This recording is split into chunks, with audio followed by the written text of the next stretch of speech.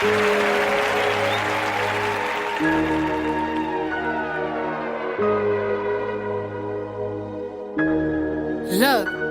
they gave a bitch 2 options, stripping or lose. Used to dance in a club right across from my school. I said dance, nah, fuck, don't get it confused. Had to set the record straight cause bitches love to assume. Mama couldn't give it to me, had to get it in suits. Lord only knows how I got it in shoes. I was covered in dollars, now I'm dripping in jewels. A bitch played with my money, might as well spit in my food. Bitches hated my guts, now they swear we was cool. Went from making tuna sandwiches to making the news. I started speaking my mind and triple my views. Real bitch, only thing fake is the boobs. Get money, go hard, you motherfucking right. Never been a fraud in my motherfucking life. Get money, go hard, damn fucking right. Stun on these bitches out of motherfucking spite. Ain't no running up on me, went for nothing to glory. I ain't telling y'all to do it, I'm just telling my story. I don't hang with these bitches cause these bitches be corny. And I got enough bras, y'all ain't gotta support me. I went from rag to riches, went from wig to lit, nigga. Only person in my fam to see 6 figures. The pressure on your shoulders feel like boulders. Where you gotta make sure that everybody's straight. Bitches stab you in your back while they smiling in your face. Talking crazy on your name, trying not to catch a case. I waited my whole life just to shit on niggas. Climbed to the top floor so I could spit on niggas. Said I was just trying to chill and make bangers. Tell all these old bitches they in danger. The thing on my hip with bitches in the shape. That's what I call a fucking waist trainer. You gon' run up on who and do what? I think y'all got your story screwed up. I came here to ball, is you nuts? I don't want your punk ass man, I'm too tough. I'm the one that's killing shit, hands down. If you got a problem with me, say it now. Cause I don't wanna hear no sneak dissing. Especially not from one of you weak bitches. Hello everybody, this is Candice Fuego Show. Donc, bienvenue à tout le monde, vous êtes dans The Pearls of Candice Fuego.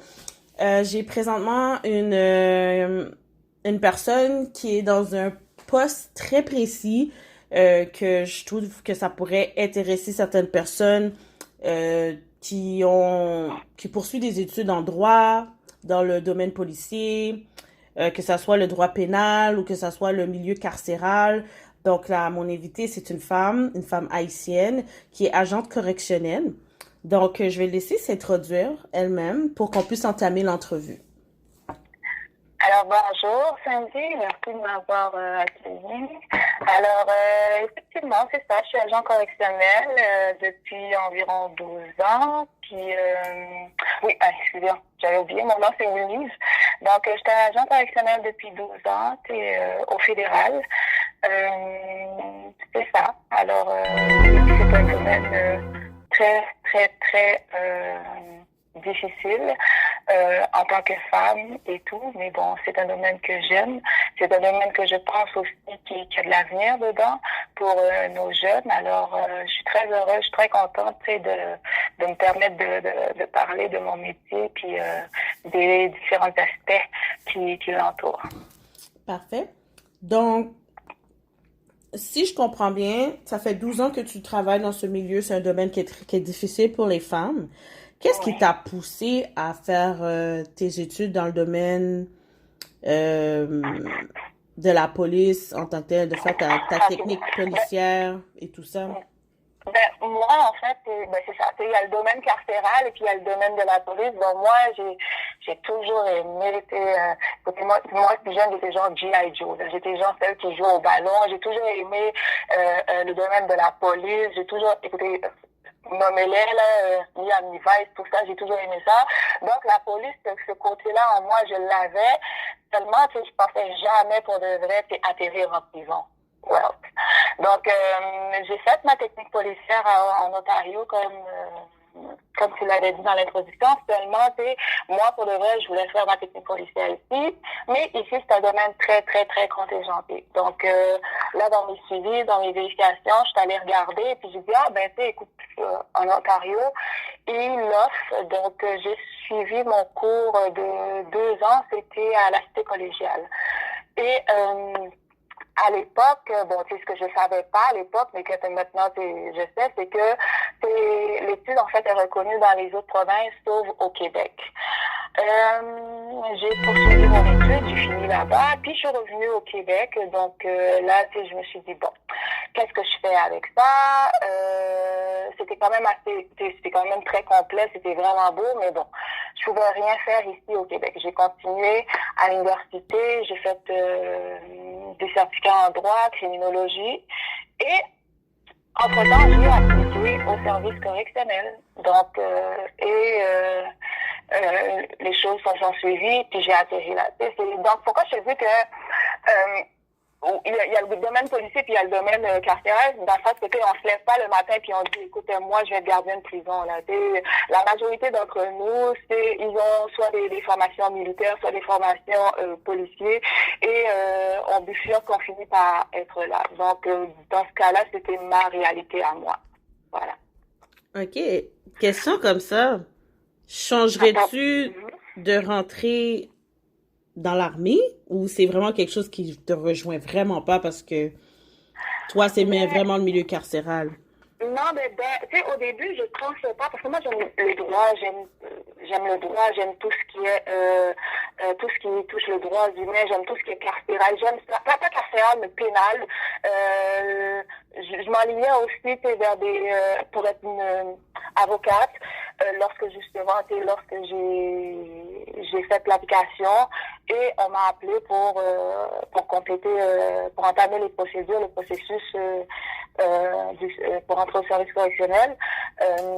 Mais c'était, comment je pourrais placer? A priori, non, je ne me suis pas dit, j'allais en prison. Mais dans les faits, oui, ça rejoint beaucoup, mais beaucoup, ma personnalité. En fait, en prison, c'est pas juste le droit, il y a aussi, on s'entend, on travaille avec des humains, donc il y a le côté relation d'aide qui est très important. Donc, et c'est une facette de mon travail que j'apprécie beaucoup. Donc, c'est ça, non, je m'étais pas dit, j'allais là. Même l'armée aussi, donc oui, ça m'intéressait, oui, j'aimais ça, mais c'était plus rigide, c'était plus encadré. Ce côté-là, le côté de carcéral, en fait, j'ai découvert après coup que c'était beaucoup plus humain, parce qu'on est face à des comment je peux dire ça, des réalités, des crises aussi, c'est comme des crises humaines, on est face à la réalité humaine sur différentes facettes, parce que c'est des personnes qui sont, comment je peux dire ça, qui ont été trouvées coupables d'actions criminelles, mais à l'intérieur, c'est toute autre personne, puis on va devoir dealer avec leur quotidien. La personne ne voit pas sa femme, la personne a un enfant, on porte plusieurs chapeaux, on est psychologue, on est, écoutez, on porte vraiment plusieurs chapeaux, et je mets ça sur relation d'aide. Donc, en fait, je suis là, je les aide, je les apporte ce que je peux les apporter. C'est pas l'image qu'on a qui est totalitaire, puis qui est vraiment toi en rang, puis avec le sou orange, avec le numéro en arrière. Non, non, pas du tout. C'est pas ce qu'on a présentement au Canada avec notre système de service correctionnel. Parfait. J'ai un livre que je lis parce que moi, j'ai étudié à UTM en criminologie. C'est une passion pour moi, afin de comprendre certaines choses. Puis c'est très bon que ce que tu viens d'amener comme point. Le livre, c'est Les causes du crime de Marc Ouimet. J'aurais beaucoup aimé, je te mentirais pas, un livre d'une personne de la communauté noire qui explique le revers de la réalité. Parce que on vit dans une société qui domine, donc la race blanche, et puis qu'on le veuille ou pas, tu peux confirmer, à l'université, des fois, on nous parle de comment les personnes racisées, dont la communauté noire, on est souvent catégorisé en tant que le peuple le plus défavorisé, ou parfois peu éduqué, whatever. Oui, bon, ça c'est... Si tu permets aussi, je vais rajouter à ça noir et autochtone. Beaucoup. Donc, moi, c'est ce que j'ai pu voir, c'est comme, et puis je veux le souligner aussi. Et je veux pas nécessairement minimiser l'impact, tout ce qu'on a eu, mais vraiment, c'est parfois, de notre côté, à nous, côté noir, on a quand même beaucoup d'aide de l'extérieur, de cris, mais que le côté autochtone, pour le reste, c'est très, très, très à souligner dans ce cas-là, et j'en vois. Donc, noir et autochtone, là, c'est vraiment, vraiment, comme tu l'as dit, on est catégorisé. Puis, il y a de quoi que j'ai pu lire aussi dans le livre qui expliquait le facteur économique et le QI lors de l'arrestation. Ok, Est-ce que oui. toi, tu peux nous élaborer dans le milieu carcéral ta réalité en tant qu'agente correctionnelle face aux personnes qui sont transférées dans ce milieu? Un Ouais, peu parler de ta routine en tant que telle oui, qui ne nuirait pas à le code d'éthiologie en tant que tel de oui, ton poste. oui, oui. En fait, ben, ce qui arrive, c'est que moi, si je parle en général, il n'y a pas tant de noirs, disons, comme dans le service correctionnel, dans ce que j'ai moi, que je vois par rapport à la population. C'est pas tant que ça. C'est peut-être, comme je pourrais dire ça, ce qu'on dit souvent, ce que j'entends souvent, ce que je vois souvent, c'est ben parce que justement la criminalité, parce que c'est le noir, ben sa criminalité va être encore plus c'est grave, oui, c'est comme moi, les gangs de rue. Donc, ça va être comme plus accentué le fait que, justement, c'est le gang de rue, c'est le noir qui le fait. Mais, côté ratio, je ne vois pas pour autant que le système, en fait, va enfermer beaucoup plus de noirs par rapport à, comment je dis ça, versus sa criminalité, tu comprends? Donc, le gars, il est là, il est effectivement là pour ça, puis il a fait quelque chose.